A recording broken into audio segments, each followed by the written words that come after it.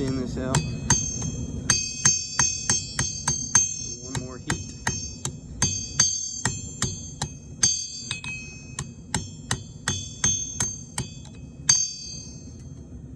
Oh, that's womp-sided now.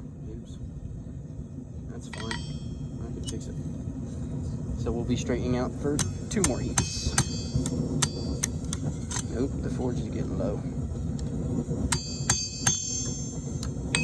Let me heat this up.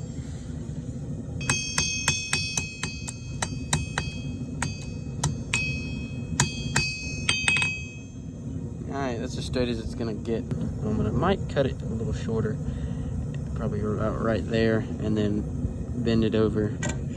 Hopefully these will work to bend it over, but I should get my pliers, but I'm not going to because I'm lazy. Alright, I'm done ranting.